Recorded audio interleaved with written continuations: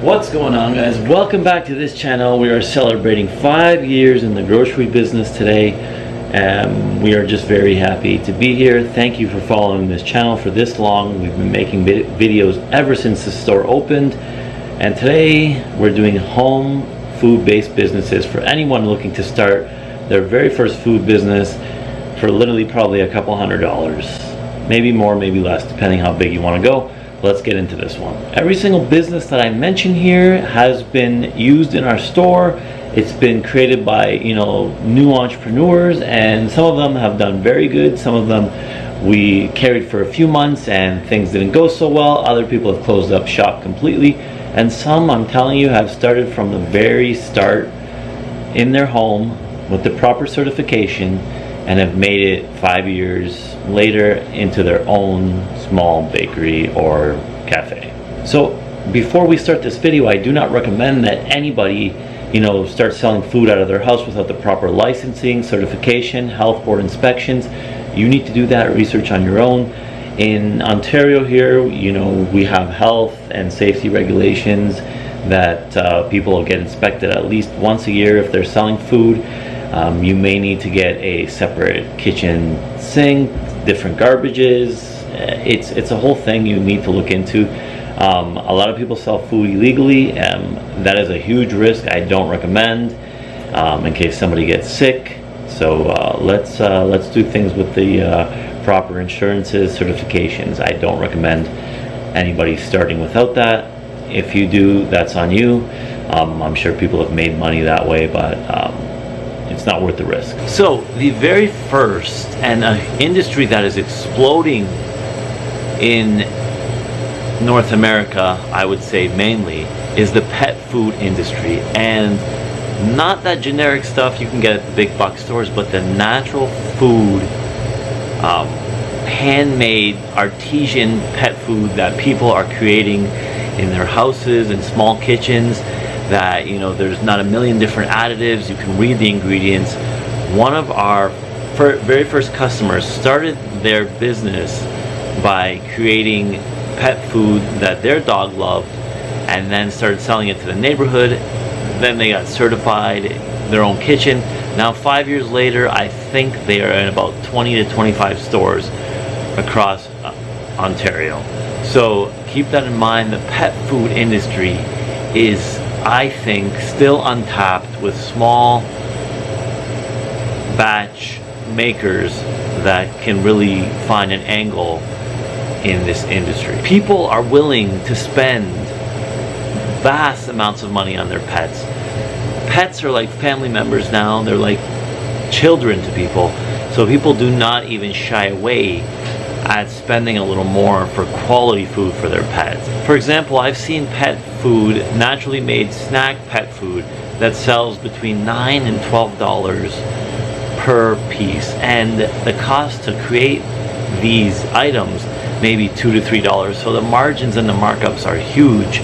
If you can create a pet food snack for people that just keep coming back for more and more and more, and then they tell other pet owners,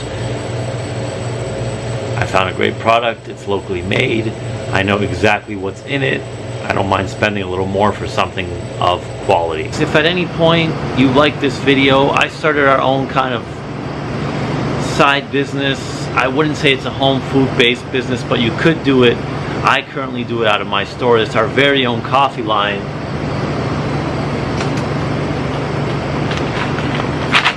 called 13grandcoffee.com.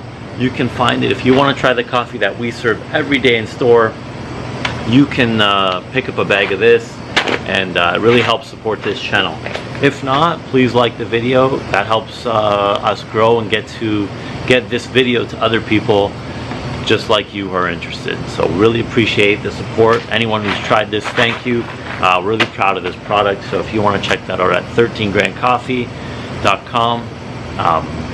Try a bag, try a cup, a brew, a cup of joe, you know what I mean. So the second is the gourmet popcorn industry, another industry that is blowing up. I would say billions of dollar amounts of popcorn are sold every year. in this country and the United States together. Let me show you a really big seller, that homemade gourmet kettle corn. This is the original flavor. It's that sweet and salty.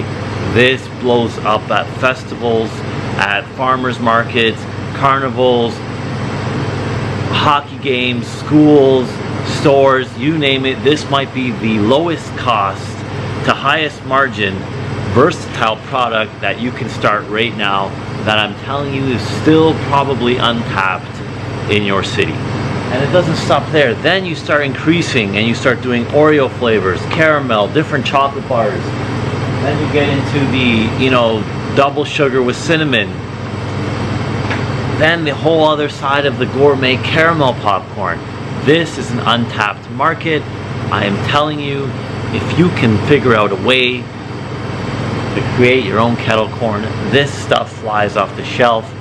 You'll be in an easy, there's no easy business, you will be in an easy sale business. As in, this stuff sells itself. It's still going to be a lot of work. There's no easy business. I always say this, but I'm telling you, it's so versatile. Kids from 2 to grandmothers who are 82 pick this up every single day. So keep that in mind if you're starting a home food based business. So next, another business that I say is easy to get into. Competition is quite high with this one, but if you do it right, if you can differentiate yourself from the rest of the market, the cookie business has some of the highest margins. I know because we make our own cookies here. It's not a home food based business, but guess what? You know, if you can get yourself certified, a certified kitchen in your house, you have an oven.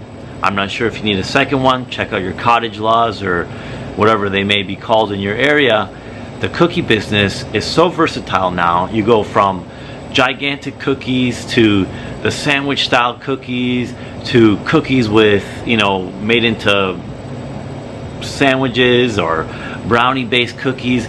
There's so many different variations for you to stand out, and they advertise themselves on Instagram. If you can post, you know, really appetizing looking cookies, I can almost guarantee you a sale. Markup is great. You know, of course, again, no easy business, but things like farmers markets, festivals, you know, school fundraisers, things like that to get your name out there.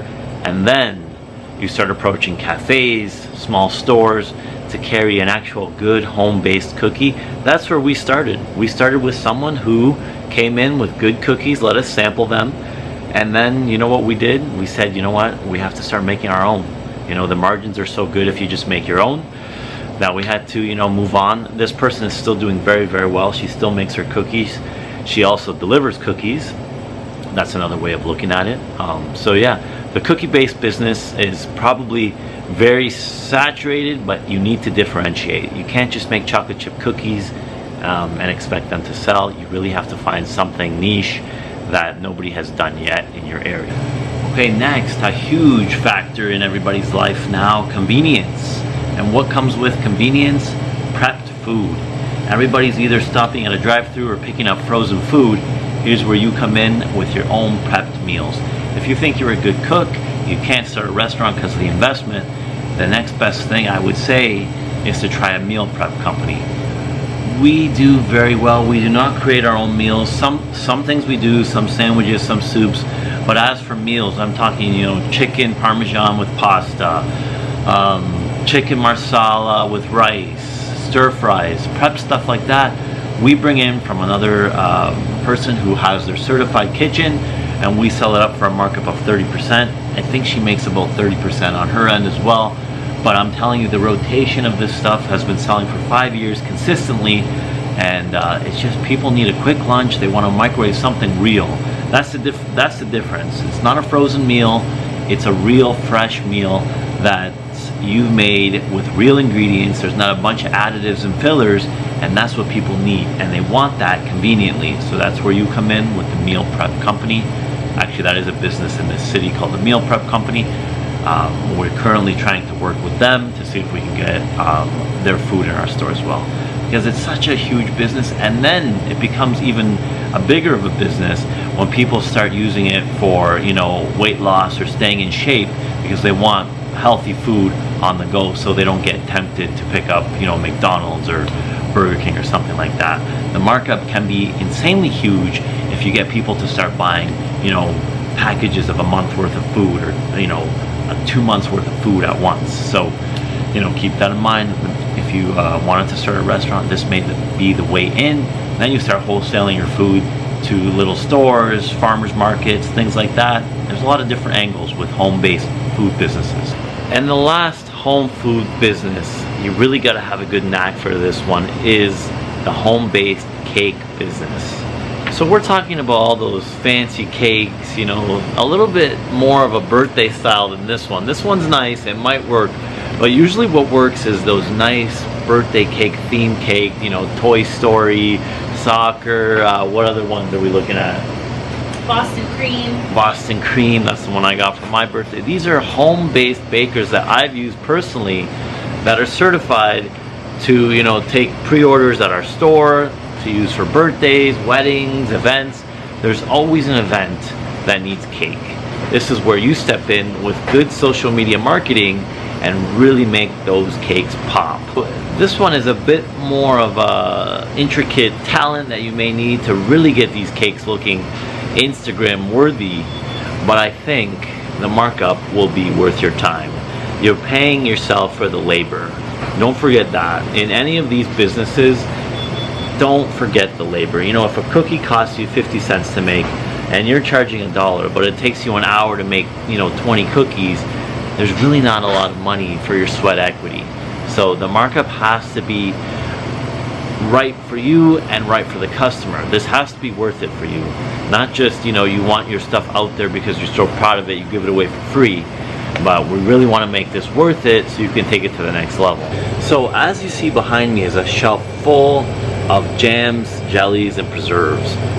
I had an addiction to buying jams, jellies, preserves for the first 2 to 3 years of this business because it was such a low risk item without any expiry date almost for at least 2 to 3 years, and people love picking this stuff up.